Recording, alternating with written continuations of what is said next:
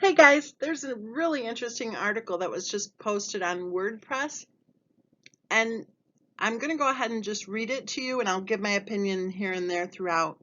I'll be really clear what's the article and what's my opinion as I read it. But first, I want to address this screenshot that you see here. There's a woman who has been trying to insert herself into, I think, a lot of people's channels. She has sent me email after email telling me pretty much what to do and when to do it and whatever. And I think she gets a little bit bent out of shape when I don't listen to her. I know I've spoken with other channel creators who say the same thing. They're like, who is this person and who does she think she is? Well, last week I kind of had enough of it. And I pretty much told her that if she knows so much, then she should just start her own channel. I haven't heard from her since. Well, here she is. She reads this article that another person has written. And look at what she's posting in one of the Chris Watts case discussion groups on Facebook. Sounds like they recapped every video the Miss Mensa channel did, and a few things already debunked, because they are just notes of things to look into from the redacted discovery. Blah, blah, blah. No, she's wrong again.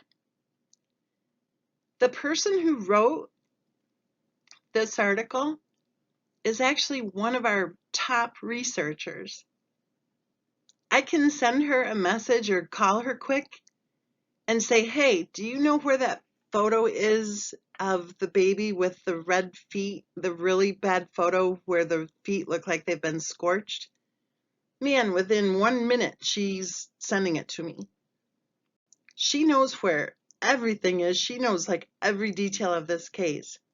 So this person, who I think is kind of bent because Miss Mensa told her last week to start her own channel if she knows everything, she's trying to make it sound like whoever wrote this article just watched the Miss Mensa channel, blah, blah, blah. And then what's this debunked crap? Debunk it. Go ahead. I put it out there weeks ago. If you can find anything at all in any of our videos that is actually a lie, because that's what all the haters like to say, oh, it's a bunch of lies. If you find one lie, one, then I'll remove every single video. That was weeks ago, and nobody has found one because there aren't any lies. And the bottom line is, it's a discussion channel. It's where we give our opinions. Like, how on earth are they going to prove to me that my opinion isn't really my opinion? That makes no sense. So I just want to debunk the debunker there, because she hasn't debunked anything. And I think it's really sad that she's running around the other Facebook groups trying to just minimize somebody else's opinion. And by the way, if you knew this person's real opinion, you'd realize that when she posts things like this, trying to make it sound like she's, part of the pack, part of the team, that's not really what she thinks. That's not what she says behind closed doors anyway. It's the same thing for the person who runs this group that she's talking in. It's the same thing. Behind closed doors, she calls Shanann Watts a sleazy bitch. But to get more of a following, oh no, she would never say that publicly, of course. And just for the record, I don't think Shanann Watts was a sleazy bitch. I think she was a woman who needed some help. I think what she needed most, I think she was a woman who needed to have a good friend to walk along beside her and to say, you know what? I love you just the way you are. You don't have to try to impress me. A couple of the other channels have said that Shanann Watts caused her own death, and they're the ones bashing Miss Mensa. I have never said that she caused her own death, ever. I think that family needed help, and I think if we can study this case and learn about what kind of help they needed and how we can reach out to people who need that kind of help, then something good can come from this case discussion. So I just wanted to get that out of the way. This person's running around trying to make it sound like this article is nothing more than just a recap of Miss Mensa's videos. The opposite is true, actually, because the person who researched and wrote this article has actually been part of the research team for many, many months, who has actually been sending information to Miss Mensa, which has helped put all of the puzzle pieces kind of together to where we're going, wait a minute.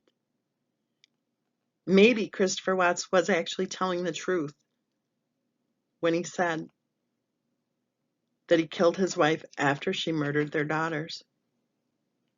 So what I'm going to do in this video is I'm just going to read it, and then, like I said before, I'll give my opinion here and there.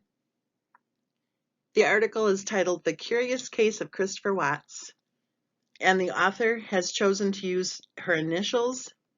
Obviously, if you've been following this case at all, you know why. Because the attacks against those of us who are actually discussing this case have just been over the top insane.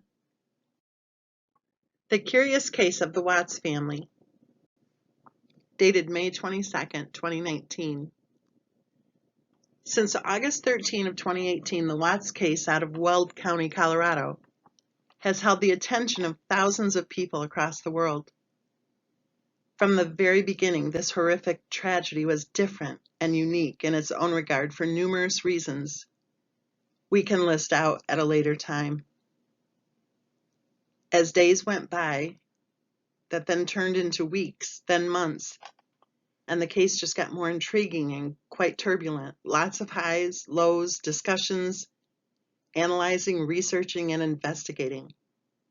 It's actually a case that has caused many people to analyze their own lives and make changes based on lessons learned. The majority of murder cases are quite simple and to the point.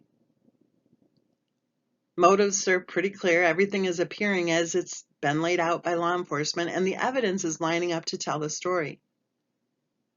Some examples of cases: money, insurance, revenge, sexual battery. Here's the evidence, nothing more to see. This person clearly did it. Okay, convict or not, and on to the next accused. Then there are the high-profile cases, the ones that become household names. The cases where we cannot look away or ever forget, even 20 years down the line. The victims' faces in our minds for life, details that cannot be forgotten or unseen. The riveting ones that are far more complex and complicated than meets the eye. The ones that are often referred to as high profile for several reasons that grip our attention. To name just a few, we think of Scott Peterson from Modesto, California, Casey Anthony from Orlando, Florida, and Susan Smith in South Carolina. By the time a murder case goes to trial, usually public opinions have already been formed for many. We catch wind of the story on news or social media, our ears hear it, our eyes read it, and from there, initial reactive opinions are formed. The differences between people who follow these cases are those who form an opinion but are able to remain open-minded and willing to wait to examine the evidence that will be presented. And then those that only see black and white and feel there's no need to analyze. The motive is clear in their opinion, case closed. This is why there is jury selection. Potential jurors endure a pre-screening process. The grueling questioning is to see if they are capable of having an open mind and not be tainted by what they have seen or heard thus far. After that process is done and the trial begins, we see the narrative change and the dirty laundry aired out from both sides for all to see in the courtroom. This is where we usually learn about prior abuse, financial issues, insurance inquiries, affairs, and so much more. We start to learn not only about the accused, but the victims, both sides of the family, friends, and anyone who knew either side. For people like us who are bystanders and do not have any emotional investment, we get to see things that make those loved ones cringe and fill with anxiety. Yet the rest of us are holding onto our seat, just impatiently waiting to hear or see the next piece of evidence. In the case of Christopher Watts, the chance for that trial went out the window very early on, less than 3 months from the tragedy, which was long before even a preliminary hearing. That in itself was almost unheard of and an unusual move. A few days before November 6, 2018, we had heard that a hearing date had been pushed up. Speculations as to why flew around, and we ultimately saw on November 6, 2018, that Chris Watts decided to take a plea deal. It was incredibly shocking for many people.